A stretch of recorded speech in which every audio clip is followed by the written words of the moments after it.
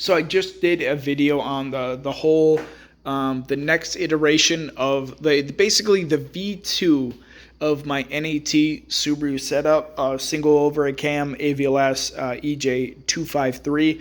But let's talk about my V1, my beautiful V1. Quick aside, originally I picked up the car. I was in the Marines. I just got done with my first deployment. I wanted a car. I wanted a car that I could drive and have fun with. I was in North Carolina. I wanted to go on some curvy roads and just kind of distract myself from the day-to-day and everything like that. And so I was going back between a bunch of different things, and I was like, and I saw a bunch of different WRXs, all the blob eyes and the bug eyes and everything, but I couldn't find, because at this point it was like 2013. I really couldn't find any Hawkeyes, and I absolutely hated the bug eyes and the blob eyes at that time. Okay, I've come around. And so, I found this one. At the time, it was a lot cleaner. It did have a big old crease in the door right here that crossed over the body line, so there really wasn't any fixing it. And this was a separate accident, and the fact that the hood is over there somewhere, but that is damaged too. That was all my fault. This, I slammed the car at one point. I ran it over. Another story. We'll get to that. But I wanted a manual all-wheel drive car, so I picked this up. Super low miles. At the time, it was 48,000, I think, and I think that has to do with a bunch of different people buying the car and going on deployment and stuff like that. It might be kind of hard to see, but there's a bug on my stuff right now. But it was originally a vinyl banner for a kind of defunct performance shop in Jacksonville, North Carolina, where I was stationed. But they were super shit at their job. I can't find anybody that says oh, hey, they did a really good job, which explains some of the stuff I'm going to go into right now. So this is the first short block that I put a turbo on. I skipped a bunch of stuff. There were a bunch of more sketchy kind of situations that I could have done. So it's over there. That's a factory subframe. I swapped that out for a WRX one so that I could run a more WRX turbo setup on the car. I ran, again, you can see it right there. Let's see if I can zoom in. Boom. That is a more factory style WRX setup exhaust. So cast exhaust manifolds with the factory crossover, nothing crazy. And then I actually ran I think it's discontinued at this point, but it was a Cobb up pipe with a 44 mil tile wastegate external dump pipe. So that's what I ran. The turbo that I chose was a FP71 HTA, which again, I don't think they sell anymore. It's bigger than a 68. It's smaller than an FP green, which is smaller than an FP blue, which is smaller than a red, which is smaller than a black. I've come around on the blacks. Every time I see an FP black now, I'm like, God, that is a beautiful looking turbo. And it's unfortunate that you have to hide it behind the intake manifold. So I did my first setup, factory exhaust manifolds, WRX cross member in there, the FP71 HTA. I ran a kind of eBay, no name, under the intake manifold setup.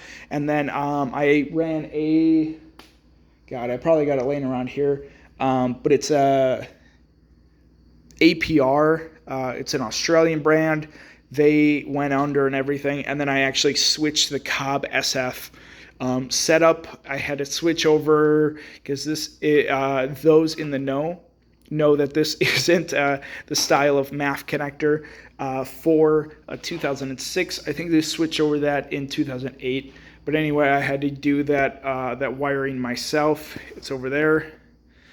And then, so that deals with the intake. Then outside of the compressor, I ran a Perrin front mount situation. I ran my factory 2.5 intake in a rotated setup. Let's see if I can grab this right here, or if this is even the right pipe, and it's not. It is not the right pipe. Anyway, so I ran it rotated, which is super, super fun. Oh, there it is. There's the eBay under the intake manifold setup. Back to the block, though. So this was an entirely factory block. Well, minus whatever the defunct, vinyl sticker on my windshield banner meant. Okay, which explains 302, 301, both Z25, but like two different revisions, which I don't think they ever did. If the block was clean enough, maybe I could see if they were like AABB or AAAA, whatever. That part, I guess, doesn't super matter. The the clutch and the flywheel and everything were all factory, so nothing crazy. They didn't run a turbo like water pump. One of the first little things that I did notice, though, is they chopped the water lines going over to the heater inside of the car, which, and they had little junctions in there when I had bought the car, and the car was NA when I bought it and everything. But so I just always had weird vibes about the car. Going back to V1, I put a Walboro 255, and I did it so long ago that it was back in the days when you could get a Walboro 255 and you didn't have to worry about getting like a weird replica and like getting something that wasn't genuine Walboro. I didn't have to worry about that. I converted the intake manifold over to a return style fuel system. And so I've got this line right here. I ran that all the way back to the pump, and I crimped off the factory fuel pressure regulator that's built into the fuel pump, which is, it's fine. It's probably the easiest way to do it. And actually, oh, look at that. This is how long I haven't worked on this stuff. Focusing on having a family will do that to you. So there we are. That would go into the throttle body right there, and then this actually ran up to the other side of the front mount. And again, I cut the front bumper in half because I ran it over. Because I used to be on 18s, and they were like concave and everything, and I literally just ran the front bumper over. I completely ripped it off the car. It was so low. Anyway, so this completely factory short block, nothing crazy. I mean, this might be, again, I haven't torn it apart. I don't know if it has king bearings. I don't know if it has, any race hardened stuff. I don't know if it's a nitride crank. But this block with composite head gaskets dealt with the timing of a WRX, the displacement of a 2.5, the compression ratio of an NA car, and 91. I wasn't running on any ethanol at the time, but I'm guessing it probably easily put down like 250 wheel. I was on 9.5. I really I probably scared this 500 horsepower CRX. It was turbo. It was on slicks and everything. I might upload that video a little bit later, but I think I scared him just a little bit right there. And then we'll fast forward to when I had actually blown up the car. So when I blew up the car, I was actually With my boost controller that I have, it's honestly, it's the best one for an NAT setup. This is a completely closed loop boost controller. So this is a GFB GeForce 2.